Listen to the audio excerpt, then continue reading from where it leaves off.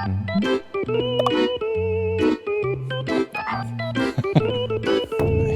っと君はここね、ここに座っといてください。はい、というわけで、パパママカメラ教室、第3回目の今回はですね、写真はもちろんだけど、特に動画で大事になってくる、フォーカスについて、本日はね、いろいろとちょっと解説していきたいなと思います。イエイ。すでにしっかりオックスアートさんにしごかれてきてますので、今回はしごかれてってなんだよ。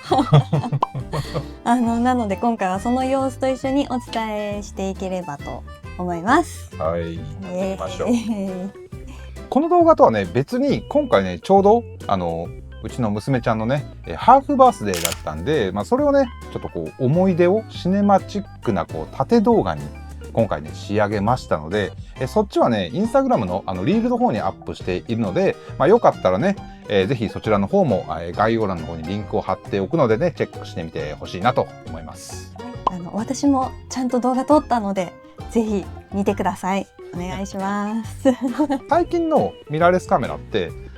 動画撮影の時の、オートフォーカス性能っていうのが本当素晴らしいので、基本的にはね、こう正しく設定さえしておけばカメラをこう被写体に向けて録画を開始すれば、大体の場合はピントってしっかり合わせてくれるんですけど、今日はもうちょっとね一歩踏み込んで、より確実にピントを合わせる設定や、ちょっとねこう凝った前ボケとかを使った構図でも確実にこうピントを合わせられるような方法っていうのをいろいろとねお伝えしていければなというふうに思います。今まで私結構なんとなく撮ってたところが大きかったんだけど、今回また改めて基礎から教わったので、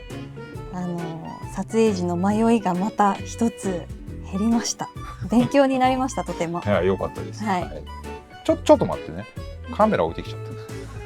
た。どうでもいいけど、なんでここに千円札ずっと置いてあるの？私も気になってた。なんか使うのかなと思って。使わないです。じゃあまずね、写真や動画でピントをこうしっかり合わせるには、フォーカスモードと画面のどの範囲をね対象にそのオートフォーカスを効かせるかっていうのを決めるオートフォーカスエリアモードっていうのを、この2つを理解することが大事で、このね i メニューでフォーカスモードを選ぶと、写真モード、動画モード、それぞれにね4つずつこのねフォーカスの設定っていうのはあって、1つを除いては写真モードも動画モードも、同じフォーカスモードを選ぶことができます。じゃあまずね、このシングルオートフォーカス、シャッターボタンを半押ししたタイミングでフォーカスがロックされます。これはね、ピントをこう被写体にロックしてから構図を調整して、そのままシャッターボタンをこう押し込んでバシャッと撮るみたいな、そういう使い方ができるモードになってます。これ私あれなんですよ。今まであんま意識したことなかったんだけど、これを使うことで、私大体リカちゃんの顔と真ん中みたいな構図ばっかりだったんだけど、なんか違う構図もいろいろこうバリエーションが増えたような気がします。ただしロックした後にカメラと被写体との距離が変わっちゃうと、それはそれでねこうピントがずれちゃうので、なので動いてるような被写体を撮るっていう場合はちょっと注意が必要で、そういったケースでは、こっちのですね AFC、コンティニュアスオートフォーカスを使うことで、こっちはフォーカスをロックせずにシャッターボタンを半押しした状態で被写体とこう距離が変わってもしっかりとピントをそこに合わせ続けてくれるので、子供を撮る時なんかは意外とこっちのモードの方が使えたりするかもしれないですね。次がこの AFA、オートなんですけど、これは写真モードのみになるんだけれども、AF モード自動切り替えと書いてある通り、ピントを合わせる被写体が止まってる場合はシングル AFで、被写体が動き出したらコンティニュアス AF といったように、自動的に切り替えてくれるのが、こっちの AFA になります。それすごい便利これ。そうね。なので写真を撮るときはぶっちゃけ、これでいいです。これでいいんだ。はい、せっかく今シングルとコンティニュアスの違い覚えたのに。でも、そのシングルとコンティニュアスを切り替えてくれるっていうことなんで、しっかりとその違いっていうのを把握しておくことも大事かなと。でそして、動画の時には AFF っていう、フルタイム AF っていうモードが選択できるようになって、これは、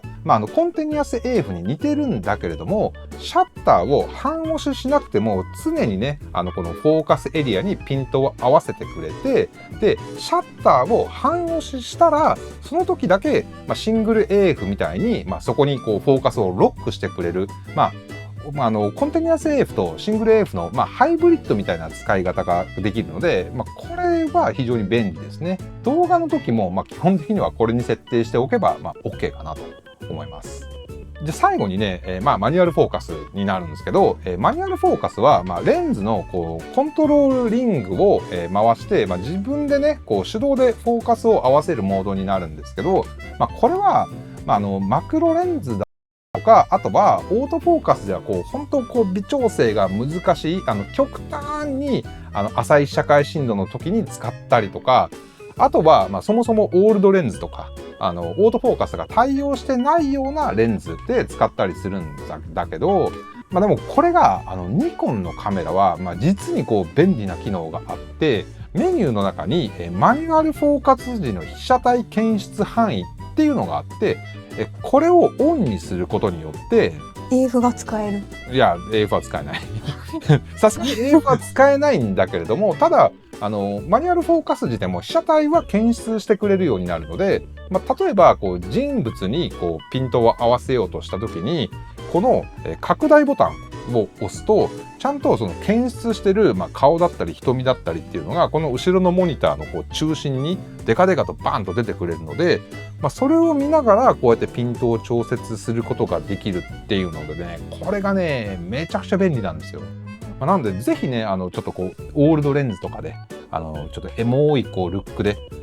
撮りたいなんていう方はこのモードをねぜひ試してみてほしいなと思います。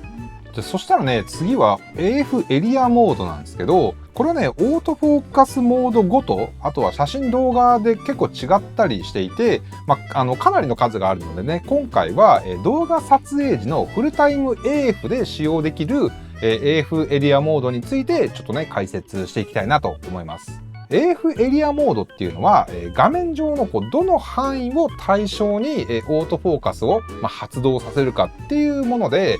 これもねこの i メニューの中から AF エリアモード被写体検出っていうメニューを開いて、このですね最初の左側3つは、基本、小中大みたいな、サイズ違いで、ジョイスティックを使ってねこうエリアを移動したり、あとはモニターをタッチすることによって、フォーカスを合わせたいエリアっていうのを、選択することができます。で OK ボタンを押せばこのね、移動させたフォーカスエリアっていうのは、真ん中にこうリセットすることができます。今私のモニタータッチ効かないんだけど、この画面のね左側にこう指みたいなアイコンであるじゃん、これを何回かこう押していくと、これか、フォーカスポイントの移動とかタッチ F とかあるんで、それで使えます。なるほど、できた。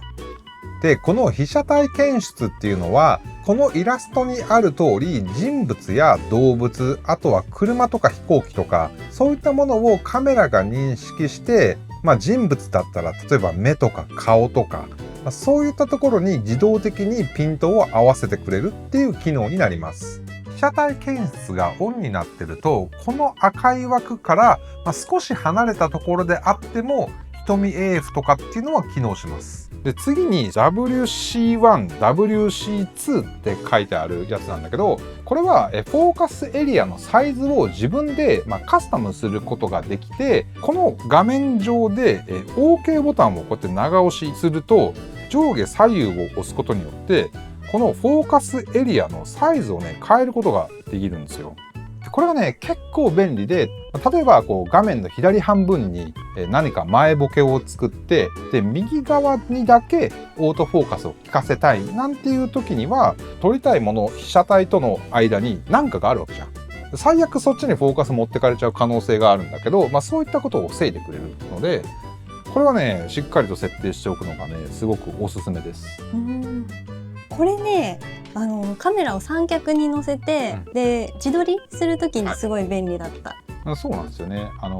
カメラを見ないで撮る時とかって、ちょっと例えばこう長めに撮るとなると、途中でこうピントがほんと一瞬でもどっか違うところにこうパッつって持ってかれちゃうとね、それにこう、自分はカメラ見てないから気づけなかったりするので、特にこう長めに撮ってると、やり直しとかが結構大変だから、そういったねリスクを軽減できるので、ちょっとこう調整するのは正直面倒ではあるんですけど、でもしっかりと設定しておく方がいいかなと思います。で、続いてはですね、さらにその右側にあるターゲット追尾 AF なんですけど、